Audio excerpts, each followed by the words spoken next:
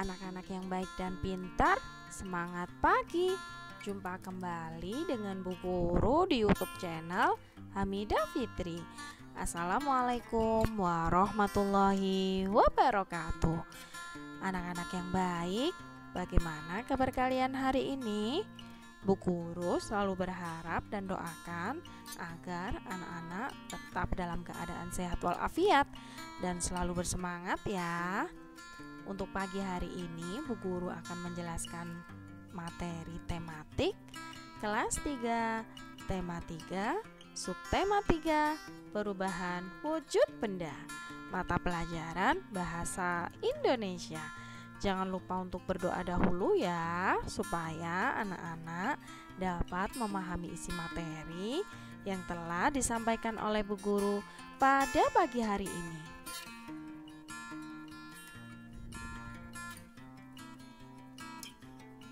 Kalian telah mengenal wujud benda. Ada benda padat, benda cair, dan juga benda gas. Kalian juga telah mengetahui sifat-sifatnya.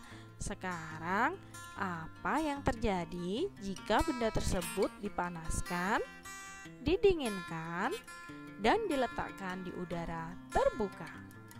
Apakah benda-benda itu mengalami perubahan? Benda dapat mengalami perubahan wujud jika benda tersebut dipanaskan atau didinginkan. Perubahan wujud apa sajakah yang akan terjadi? Perubahan wujud benda di alam tanda kebesaran Tuhan. Marilah pelajari perubahan wujud di sekitarmu ya. Ayo membaca. Perubahan wujud benda yang terjadi merupakan perubahan alami di sekitarmu. Hal ini merupakan karunia Tuhan yang Maha Kuasa yang harus disyukuri. Perubahan wujud benda adalah proses yang terjadi pada suatu benda yang menyebabkan benda tersebut mengalami perubahan dari bentuknya. Ayo mencoba. Di sini ada benda padat, benda cair, dan juga benda gas. Nah, masing-masing benda ini akan mengalami perubahan wujud ya. Yuk kita belajar. Di sini ada mencair. Mencair berasal dari benda padat yang mengalami perubahan bentuk menjadi benda cair. Nah, kalau ini kebalikannya. Benda cair yang mengalami perubahan bentuk menjadi benda padat disebut dengan membeku. Nah, ini menguap. Menguap berasal dari benda cair yang mengalami perubahan bentuk menjadi benda gas. Sedangkan kebalikannya, jika benda gas mengalami perubahan bentuk menjadi benda cair disebut dengan mengembun. Nah, kalau yang ini menyublim. Menyublim berasal dari benda padat yang mengalami perubahan bentuk menjadi benda gas. Sedangkan kebalikannya adalah benda gas yang mengalami perubahan wujud dari benda gas menjadi benda padat, maka disebut dengan mengkristal. Nah, anak-anak, dari sini kita belajar 6 perubahan wujud benda. Kita akan belajar contohnya ya. Nah, ini adalah contoh perubahan wujud mencair.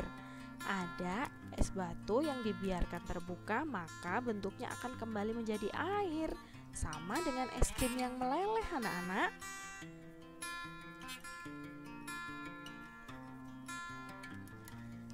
Kemudian ada membeku. Ini membeku berasal dari air ya anak-anak. Kemudian dibekukan, dimasak menjadi es batu. Es batu ini kalau ditaruh freezer akan tetap keras menjadi benda padat. Sama dengan puding ya. Puding berasal dari cair, kemudian jika dibiarkan menjadi membeku. Kita lanjut ya. Di sini ada perubahan wujud menguap. Menguap ini berasal dari air, kemudian jika dibiarkan air itu akan cepat habis. Contohnya pakaian basah yang dijemur, kemudian ada air yang dibiarkan terbuka dan dipanaskan.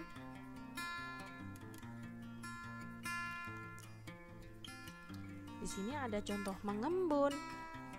Nah, mengembun ini berasal dari benda gas kemudian menjadi cair.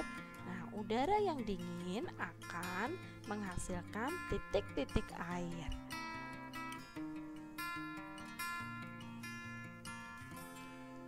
Selanjutnya ada perubahan wujud menyublim. Ini contohnya adalah kapur barus. Kapur barus adalah benda padat. Jika dibiarkan terbuka terus, kapur barus akan lama-kelamaan cepat habis. Nah, cepat habisnya ini kapur barus mengalami perubahan wujud dari benda padat ke benda gas. Dan yang terakhir adalah mengkristal. Tahukah kamu perubahan wujud juga terjadi dari benda gas menjadi benda padat?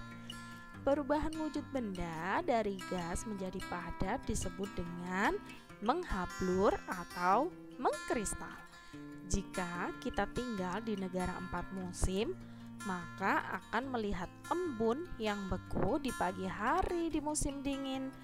Embun beku tersebut seperti kristal es yang menempel pada tanaman.